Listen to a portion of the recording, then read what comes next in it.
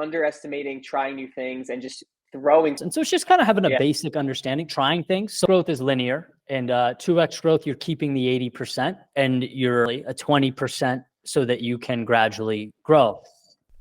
Let's go. What's up? Today I had my boy on, Eddie Pinero. Good friend of mine. Love his inspired way of looking at life and being always expanding himself, talking about doing hard things. And today we dive into finding your unique voice, how to create content, how to find your zone of genius, how he's exponentially growing, what he loves to do while adding value and making his impact on the world. What could be better? I hope this video literally changes your life. And if it does, you could throw a like at the least. I love you. Have a great day. I'm in my apartment now, but I was Clearly not on a roof now. So it's so interesting coming from Florida because of the sun. People say it's like similar weather, and it's like way different. No. Yeah. Well, it's been incredible. I feel way more involved in nature.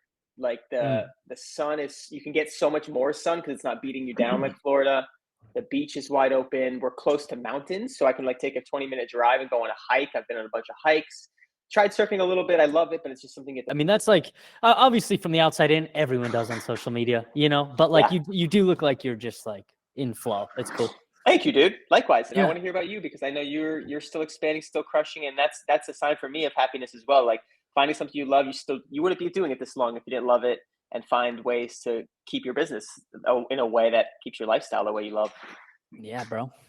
Do you want me to dive into it now, or do you want to do it in a little bit? Yeah, go for it. Then tell me just a little bit like what's new. I love the men's community that you had. I wanted to ask you about 2024 plans, and then we could just dive into just like, what content means to you and authenticity, different things. Cool. Are we recording? Yeah. Oh, I didn't know that. Okay. Cool. Yeah. So like, I'm recording everything at all times, by the way. Your life is just people. One big We show. have a breakfast. We have a coffee. I'm like, this has been recorded. When do you want me to post this? I love it.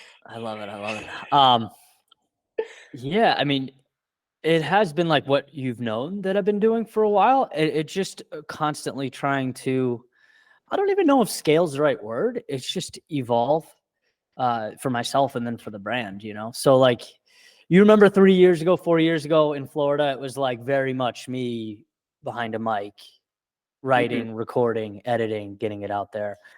And, one of the things I discovered is like,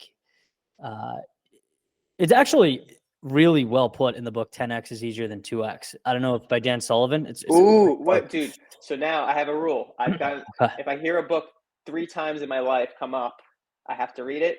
And I don't really live by that rule actually, but that's the second time I've heard it. Okay, so one more. See. Yeah, I'm going to have someone text you. You say it twice. Deal. Okay. But yeah, I mean, the idea is like 2X is growing linearly, and it's actually like sort of a repetition of the same thing. Exponential growth, 10X growth requires not more of the same thing, but like a total rethinking. And so like one of the conversations I had with my now business manager is just like someone that I talk a lot with and throw ideas back and forth with, is like, where's your value add? It's not editing. It's not audio quality. It's not posting.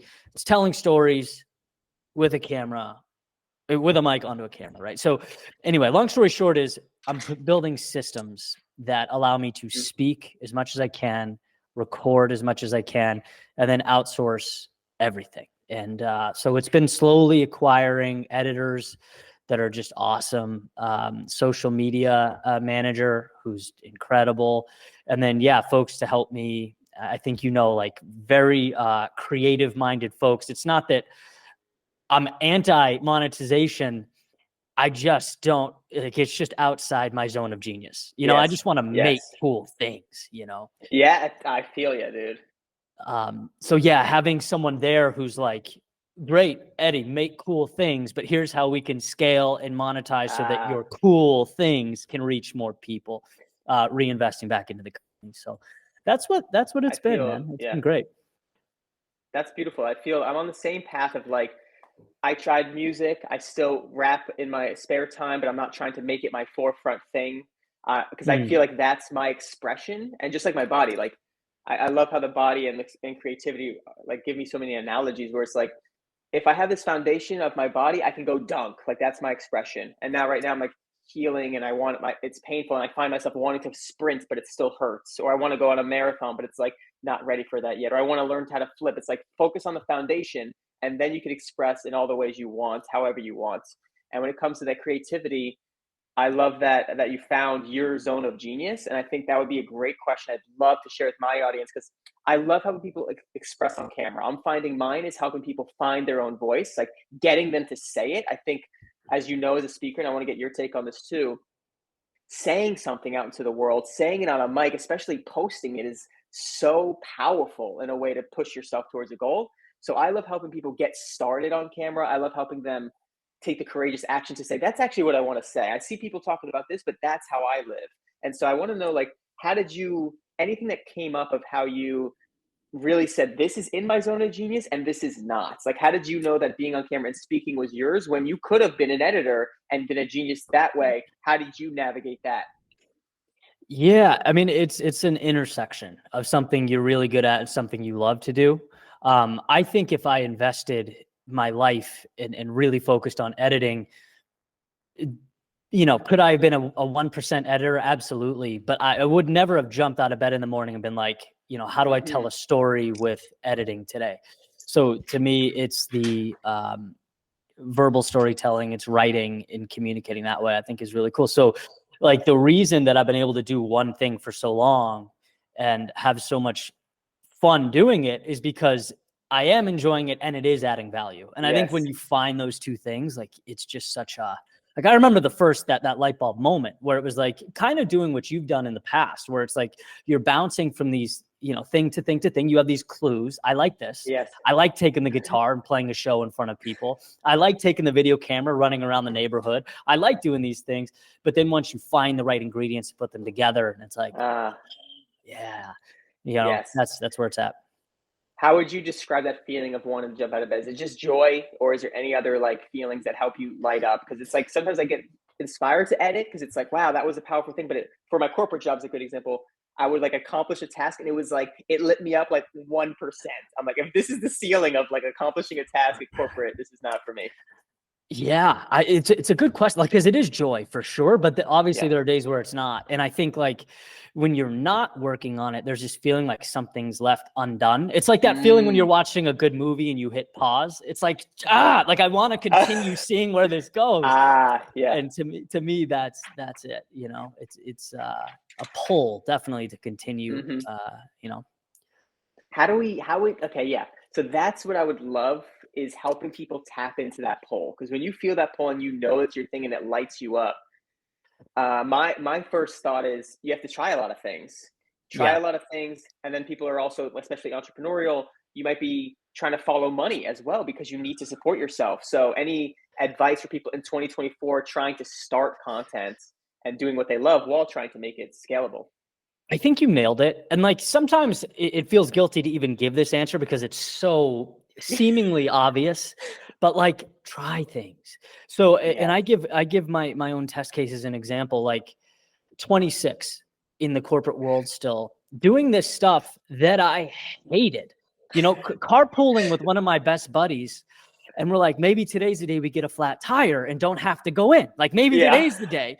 And Yeah. when that happens, it's like you got to look around and be like, this is happening because I'm allowing it, and Right.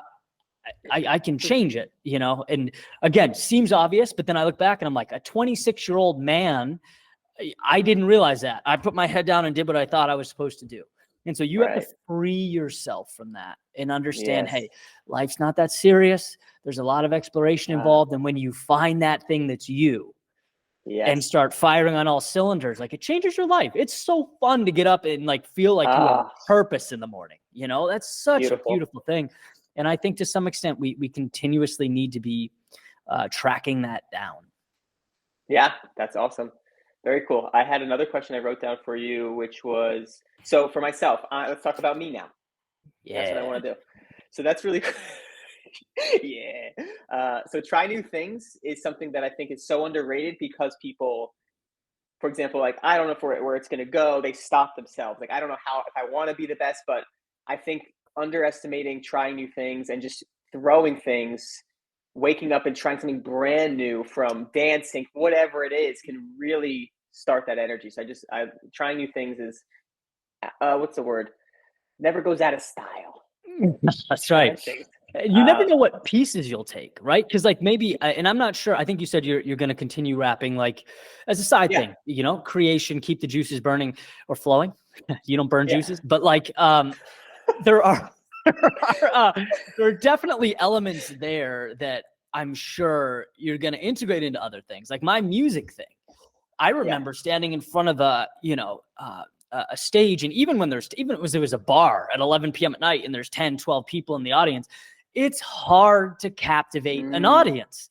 And so you start thinking that way, like tapping into like, how do I put them first? Like me being on here is not enough. No one cares that you're there because you're there. How do you add value? And so like, I take that everywhere now. And there's all these little pieces that, so just because you're exploring and trying things and something doesn't work, doesn't mean it was all for naught. There's value extracted, you know? Yeah. So good. The rapping has been so wild because it's when I finish work or I finish creating things and I'm just like I hear something and words come, it's like one, it's just healing, and then I feel like it's almost like practicing the channel for creativity for these other things. So you almost have to try new things to start working those muscles to get better at what your one thing is. And you don't know, you just don't know. So you have to stay open to seeing where you have to try it. It's like a path. It's like you have to start walking to know where it's going. You can't like stop it. And maybe at the beginning, ever, it's knowing what it's not, and that's enough. Like knowing what you don't want is enough to start. You know, walk away from the stuff that you don't want, and just move. You know. Do you have any wild stories that led, like you tried something so random and it led to a brand new insight that you still like remember that stands out today of like when you create something? I think some of the stuff that I did a lot of like spoken word, almost like rapping stuff in 2018, and I had a blast doing it. But it like wasn't my forte for sure. I enjoyed it. It was fun, but like there are interesting dynamics there. One, it helped me realize like for what I'm doing, people care like it's way more important that the story gets through than the delivery, right? Like there's one time, for example, we went out, a couple buddies, cameras, spent a couple $1,000s out in the desert, tracking, doing all this stuff. And video didn't do that well. And then the next day I talked about how shitty the video did and just put up a blank thumbnail over my voice, and it got like 80 times the impressions. And I'm like, okay, this is a story game. No one cares about like that's important. And also like with the spoken word poetry stuff that I was trying for a while, like I could kind of tell it wasn't my thing. I'm glad I did it. But also the reaction was very strong. And there's like a small group that like it really resonated with. And I think the piece that I take from that is there's value in putting yourself way out there and being vulnerable. I think people understand it and appreciate it. And so like, again, everything is, context. And so is there a way, the question I started asking, is there a way to do that without getting in the way of the story and the value that you're adding to people through story, right? I love that. It's like you're trying to tell a story in different ways, and like which way are you out of the way the most? Exactly. Like, how do you get exactly? That's a wild concept. It's like, so hey guys, 2024, you're gonna be your most authentic self, but get out of the way too. So don't be you. And people are like, huh? No, but it's a problem. You gotta be you. You gotta be you, but it's like understand how you can add value to your audience. Like there's a lot of people online that make it about them, and you can tell right away. Right. And that's not saying people aren't interested in you and they want to know your story, and everything's better with a person that you can relate to. But when it becomes about you, you lose that authenticity. I think it becomes transparent, Yes. Okay. Can I ask you about that dance real quick? Of course.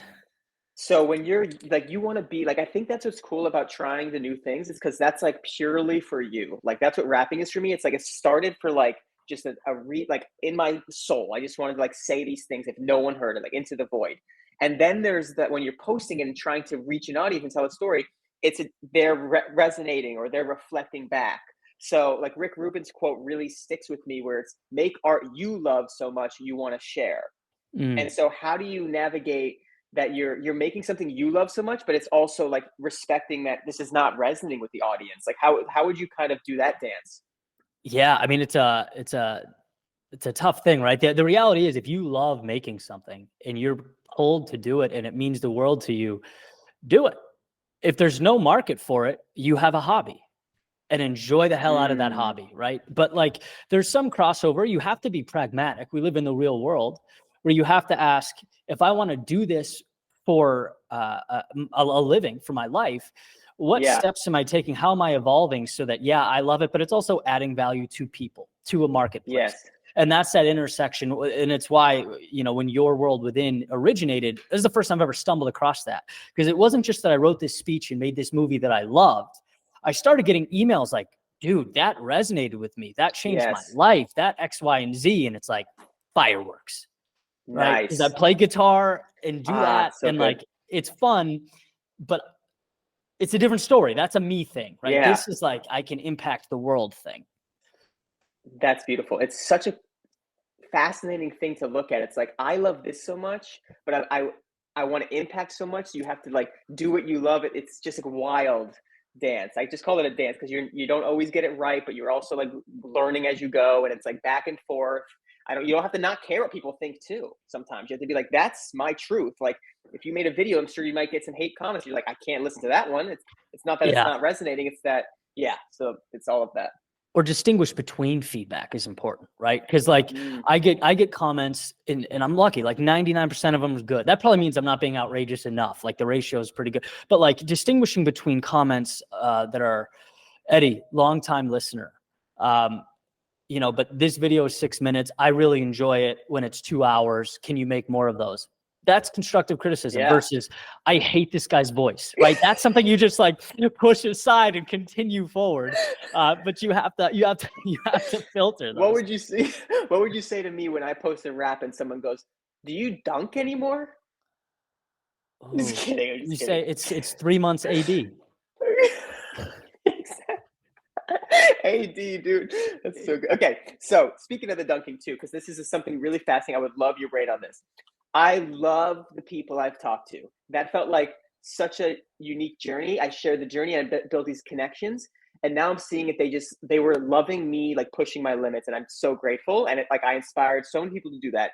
Now I want to do what you were saying of be the vessel. Like, how do I help the most? What's the best way I love a lot of things, but I love creating content. I love inspiring. How do I do that to impact the most people and listen to the people? And now with an audience that I already built on YouTube of 50,000 in 2024, I believe committing to any algorithm or any niche will be the most successful. But I'm also playing with the thought of like, what if I try to bridge the content? So I've talked to a lot of people in my shoes as well, because there was a wave of social like 4 or 5 years ago where it's like people are growing, but now it's saturated and different and algorithms change. So people have built an audience in one way. They either want to expand or shift. What's a good strategy in 2024, YouTube specifically, to kind of get an audience growing and engaged? Well, I think it's taking something you're good at. I mean, it's a continuation of the message, taking something that you're good at and understanding that if there's a market for it, you can help people do that. I think messaging is a big thing. Like you're in an interesting spot because you're a talented guy and you're great at a lot of things and you enjoy a lot of things. It's not news to you that that's a blessing and a curse. You know, it's like, I think being the person that's the 1% in one thing can just change your life because people know that you're the guy. And so, or gal, right? And YouTube is a credibility play. I think, you know, people talk a lot about AdSense and all these things that, don't get me wrong, they're great. The best thing about YouTube is it's a window to the world. And if you show competence there, people will come to you as that person, as the expert in that field or that place. So to me, it's like peeling back, you know, the layers, keeping it real simple. What are you great at? And how can you position yourself to help other people with that thing? I think you get that in line, you know, things start to sort of move into place.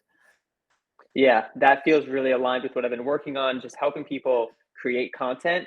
And I called it energy coaching, but it's like removing limiting beliefs and helping people energetically realize that they're in their own way. Like helping them be like, oh, I'm really not sharing this because I'm not because I don't have the right camera, but because I'm afraid to actually share my voice. So it's a combination of content I just see as a vessel of helping people realize what they really want to do. Like if you say, I want to share this with the world, you're taking a big step to do that, to enter that window and enter that realm of people saying, hey, what are you doing? What this is a terrible video.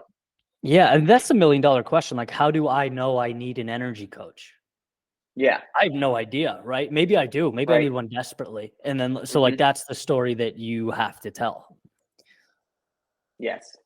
When it comes to algorithms, how do you think they're best played this upcoming year? Um, like sort of platform specific, YouTube's watch time for sure. You'll win with good click-through rates and long watch time. Retention within the first minute, sort of the basic, 1, 2, 3 punch there. For short form, it's like, I know at a high level, Instagram is like reels, yes, but the reels are saturated and they're sort of pushing pictures and carousels. And so it's just kind of having a Yeah. basic understanding, trying things. So like TikTok is going to start, Yeah. I guess, opening up 30-minute videos. It's testing the waters. There's a really cool like sample size that you get by just posting and then going back. And Right. like I said, I have an incredible social media manager now, and we're going through and looking at out of the past 5 months, 6 months, what reels did the best consistently, and Mhm. what are the patterns and correlations we see between those posts, because those resonated with the audience. And like sometimes the answers are just sitting right there, and Yes. we don't look at them. Like YouTube, for example, I post 3-minute videos, 10, 20, 30, 1 hour, 2 hour, 3 hour. Over the past 7 or 8 years, if you look at my top 10 videos, they're all 3-hour videos, right? And so Wow. someone asked me recently, but Steve, by like a long shot. And so someone asked me recently, like, why are you posting one of these a month?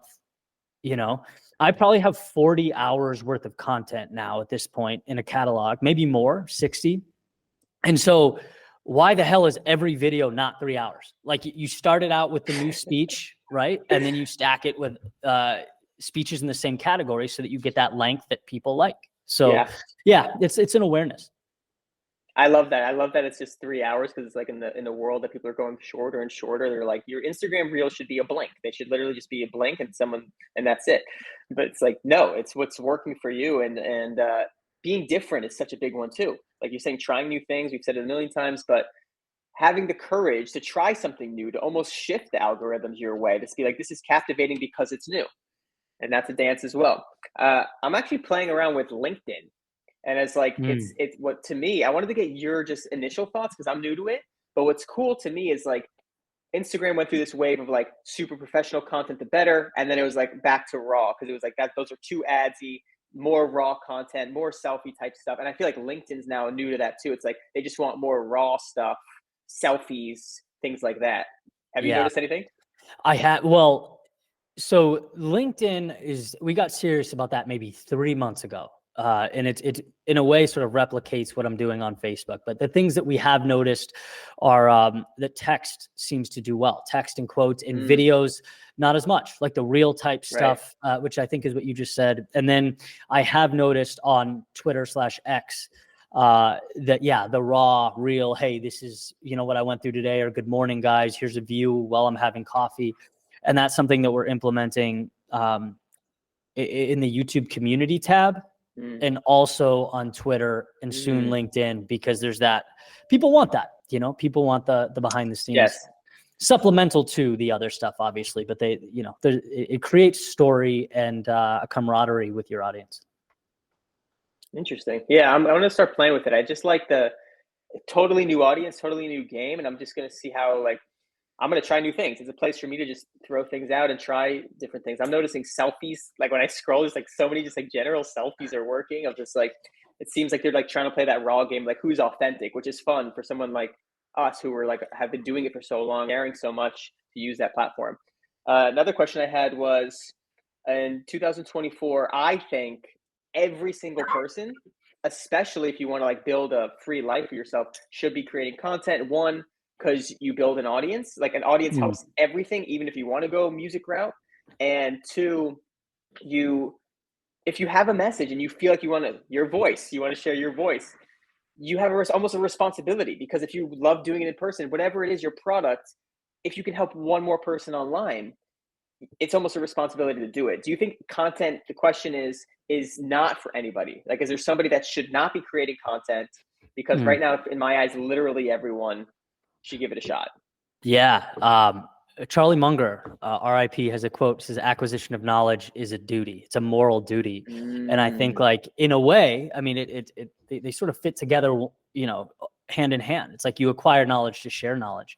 I think yes, but I think there's an asterisk. I think content, like, what does content mean? Content's like the same thing as, you know, stuff. So like what type of content are you creating? You know, and it's understanding not everyone has to be talking into a camera. You know, you can be just audio, you can be writing copy and using just Twitter. You can, you know, there are a million things to do. So I think it's finding what suits your skills and aligns with what you're trying to do. Don't feel like you need to do reels and TikToks, because everyone is. And I know some people will crucify me for saying that, like, you know, be everywhere. Yeah. And sure, that's a luxury, maybe when you have the resources, but let's say year one, it's like, are you going to focus on being everywhere? Are you going to ask yourself, what's your strength, your value add, and how does that best translate to content that can be shared? And I think understanding that's huge. If I started out, like, you know, my first 5 years were on YouTube, if they were on Twitter, I don't know that I could have come through the way I did, because I found my very specific, you know, angle that I wanted to approach this at. So I think it's really understanding that. Yeah, that's really cool. I love that reminder. Just like, because it's so easy to get caught up in what's growing or what the new thing is and where most people are. But if you can just, again, what you love to do, hone in on that and trust that. That's a big process. And what you're good at too. Like, there's got to be, again, I talk a lot about, like, you know, the philosophical and like getting people, you know, excited to follow what they love. And that's a huge part of it. But like, don't disregard pragmatism. You know, again, like I always say, if I did calculus for 15 years, I'd be exponentially better at calculus on year 15, but my ceiling is so low there that it wouldn't really matter, you know? So it's like, combine those two things, really seek out the intersection of what you enjoy doing and what adds value to people. Like, that's an important intersection to find. It's such a beautiful balance. It's like you're able to continuously use your skills, help other people, and then I like the loop of it too. Like that, I feel like that's almost like the journey of entrepreneurship, is like, how do you make that keep growing itself? And it's a game, just like it's like the same process as anything. Yeah, it's very cool. I like the idea of life as a game. Yeah, so cool, dude. Yeah, so cool, dude. Have anything else for you? Really helpful, dude. I want to talk about the men's community you're doing, if you don't mind. I would love to hear more about that. Yeah, absolutely. So it's called Levels Movement. And so this came from a place of, it's like turning a dark thing into what I believe to be a beautiful thing. So my now business partner with Levels, Tyler, like both of us experienced in the same 1 month window, multiple friends / friends of friends take their own lives. Just gone, right? And some of these people, it's like you talk to other folks in the circle and it's like there's no like warning signs. There's just like people are just suffering in silence. And so our thought is, you know, and also taking myself back to like, man, like maybe 2017, 2018, like right when I moved to Florida, and just like had a vision. The business is really kind of like just struggling. I'm trudging through it. And you just feel so alone sometimes.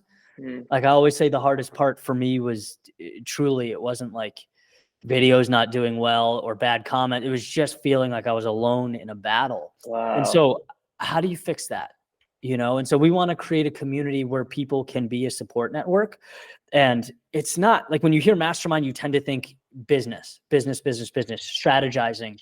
And there's value to that, obviously. But I think the hole that needs to be filled is just as people. How do we support each other? How do we live better lives? How can we be healthier? How can we find ways to position ourselves for success in what we're doing? And so that's the goal. That's the goal. And we're starting it out, kind of our pilot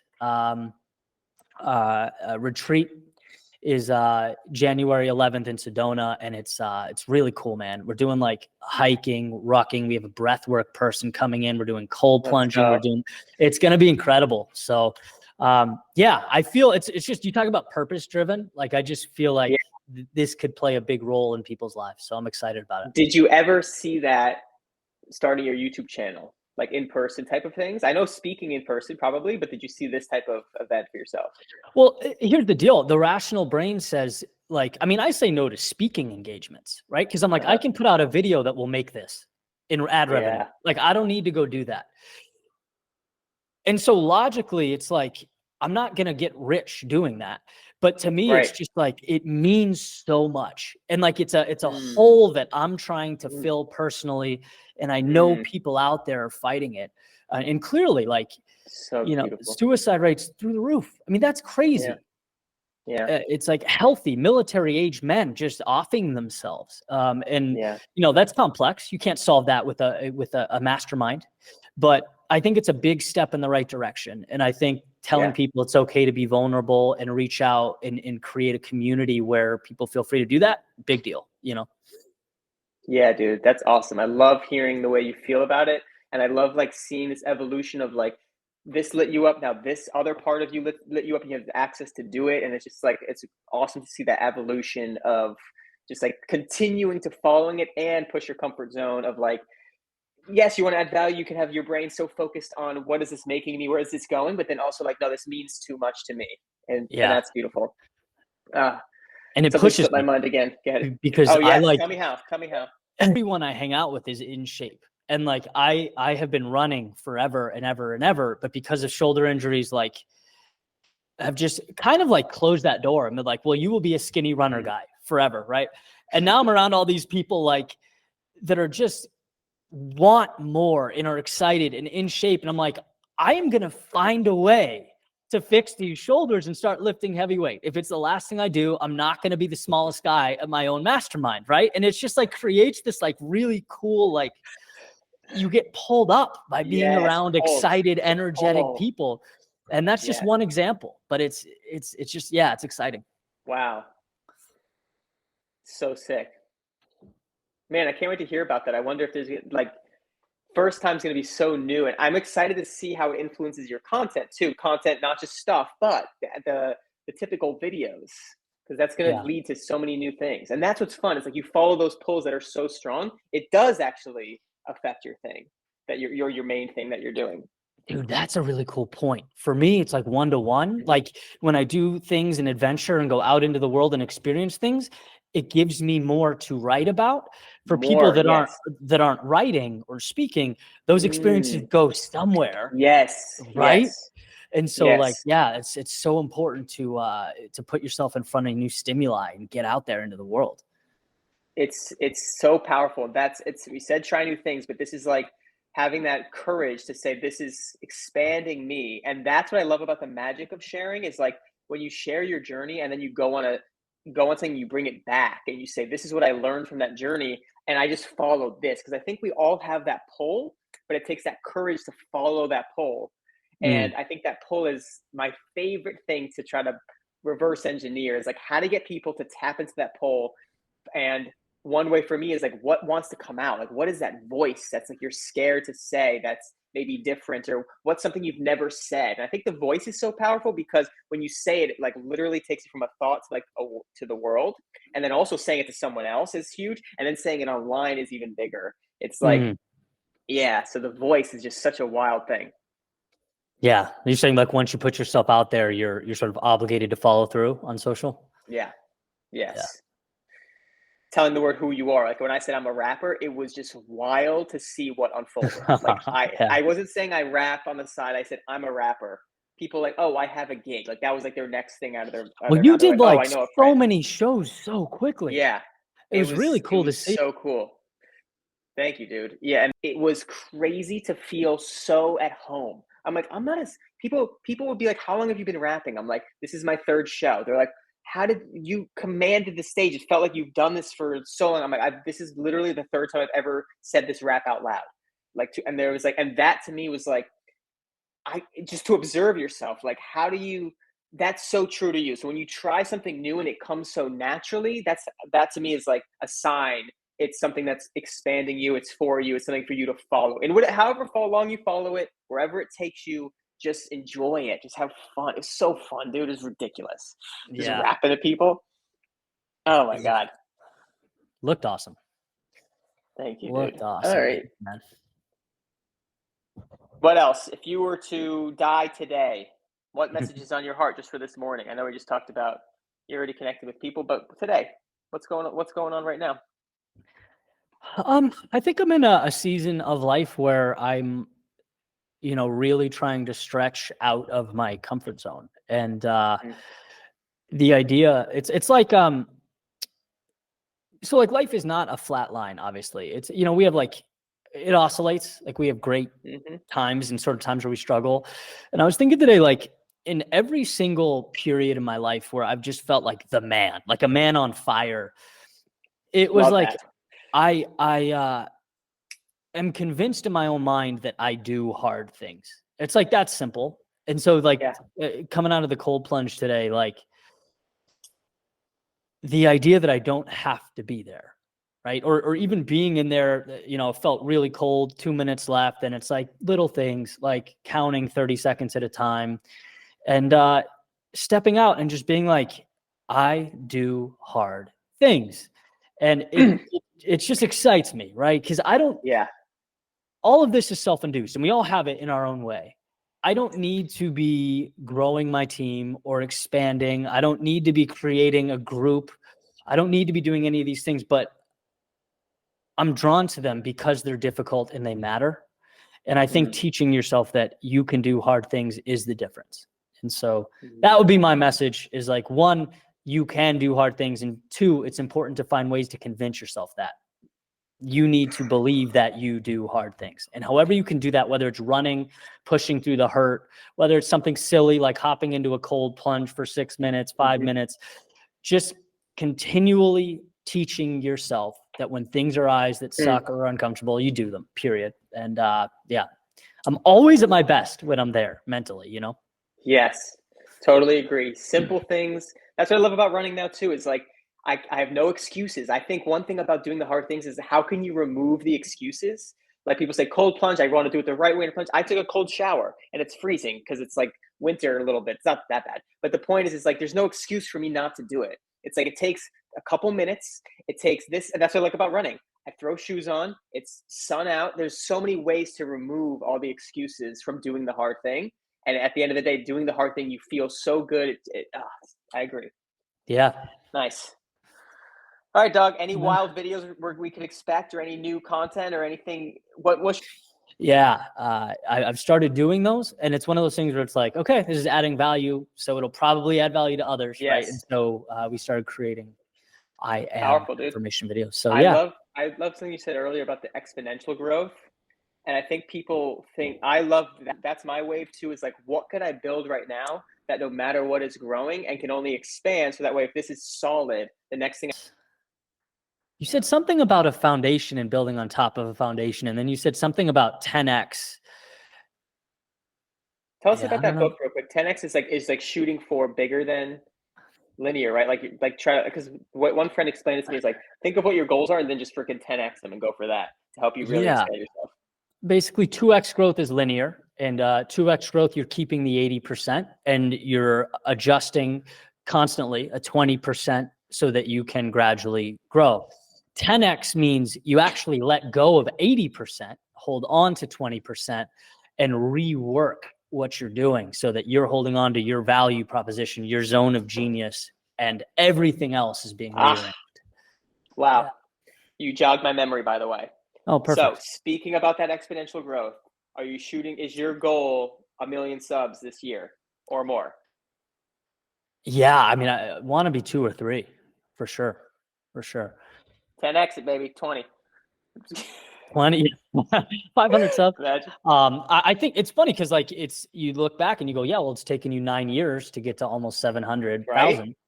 but that's all like 300,000 of that's come in the past 6 months, so it's growing So great. exponentially. Dude, that's so fun.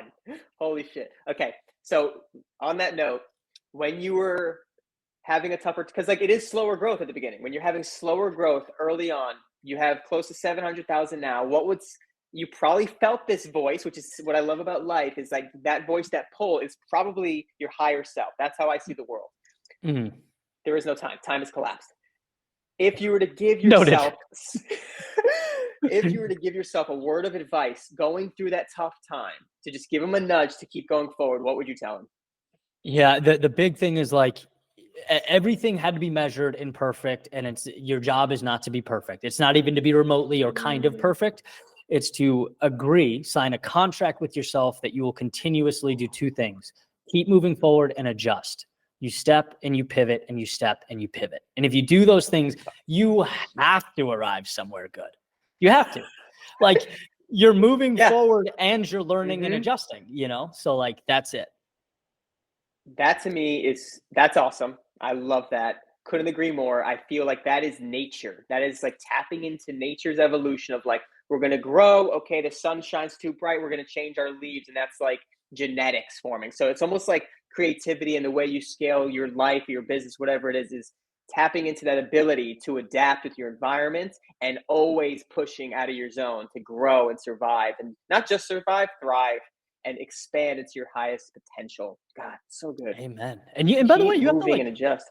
You have to relearn that in different areas. Like, it's not like you learn it once and then it becomes easy. Yeah. It's like I overcame fear once and now I'm not scared anymore. It's like, no, like it's a thing you continuously go up against. Like this levels retreat.